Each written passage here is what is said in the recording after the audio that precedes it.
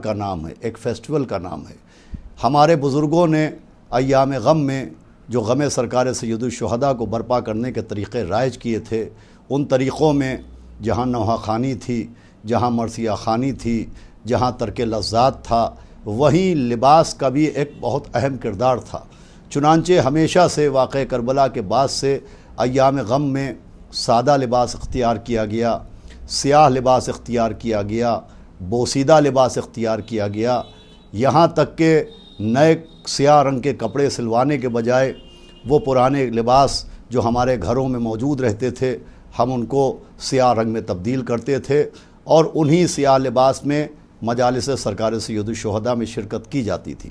دیکھیے جتنے بھی طریقے ماضی سے ہمارے بزرگوں نے عزائے سرکار سید الشہداء میں اختیار کیے، یہ ایک حکمت عملی کے تحت اختیار کیے گئے تھے، اور وہ حکمت عملی یہ تھی کہ ایک مشاہدے کی بات ہے کہ ایک شخص اگر سڑک پہ بیٹھا ہوا قہقہے لگا رہا ہو تو اس سے کوئی نہیں پوچھے گا تم ہنس کیوں رہو، لیکن اگر کوئی شخص گریہ کر رہا ہے تو ہر آدمی کے ذہن میں خیال آئے گا کہ یہ رو کیوں رہا ہے۔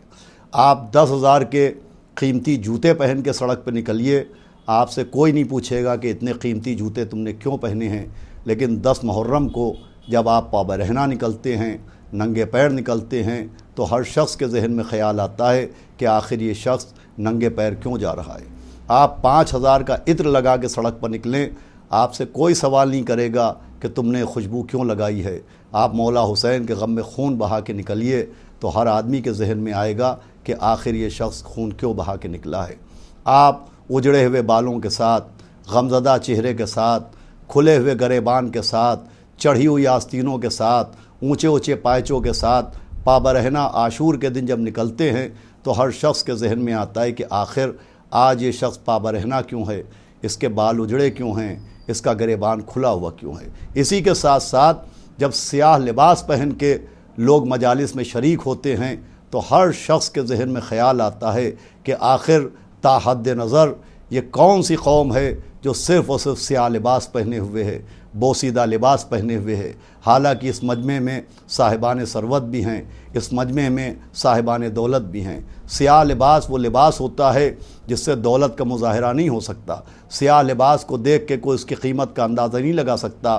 سیاہ لباس علامت غم ہے، چنانچہ سیاہ لباس و بوسیدہ لباس بھی مولا حسین کو غم کی ترویج کے لیے دیا گیا تھا تاکہ ہر شخص یہ دیکھے کہ آخر یہ لباس کیوں پہنے ہوئے ہیں۔ دیکھیے مقصد رسومات عزا کیا ہے، ایک ہی مقصد ہے ہر رسم عزائے سرکار سید الشہداء کے پیچھے، اور وہ مقصد یہ ہے کہ دوسری قومیں عزاداران سرکار سید الشہداء کو دیکھنے کے بعد اپنے ذہن میں ایک سوال پیدا کریں کہ آخر یہ قوم رو کیوں رہی ہے، یہ سیاہ کپڑے کیوں پہنے ہوئے ہیں، یہ گریہ وزاری کیوں کر رہے ہیں۔ عزاداری کا مقصد ہے کہ ہم پوری دنیا کے لوگوں کے ذہنوں تک یہ کیوں کا لفظ پہنچا دیں۔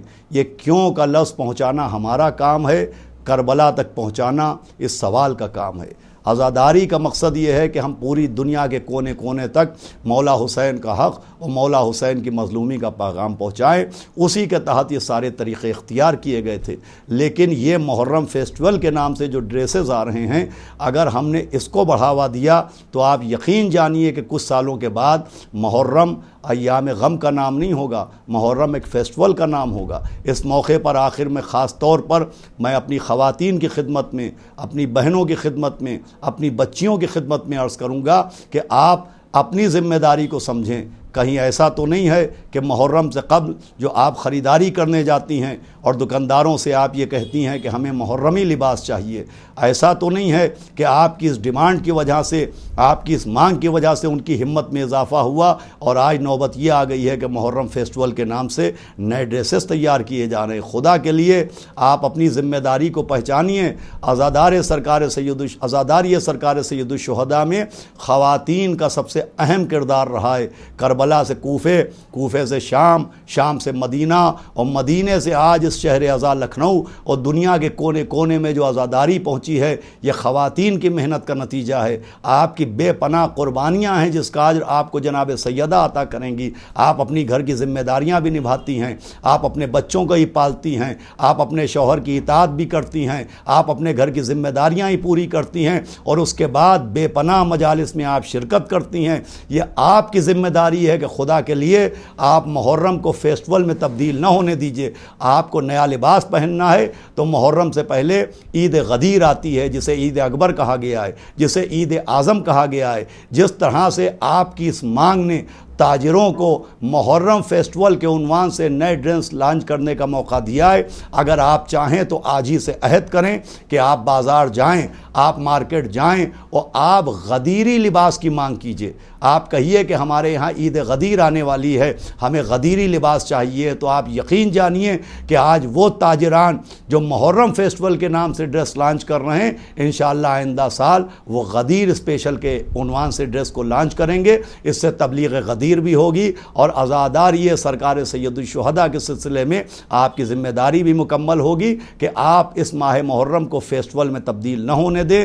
خدا کے لیے میں پھر آخری بار کہہ رہا ہوں، آپ اپنی ذمہ داری کو سمجھیں اور پوری طرح سے ان دکانوں کا بائیکاٹ کریں، ان دکانداروں کا بائیکاٹ کریں جو محرم فیسٹول کے نام سے نئے ڈریسز بنا رہے ہیں۔ دیکھیے ایام غم کا نئے لباس سے کوئی تعلق نہیں ہے۔ 10 محرم وہ دن ہے جب مولا حسین کے بدن سے پرانا لباس لوٹا گیا ہے۔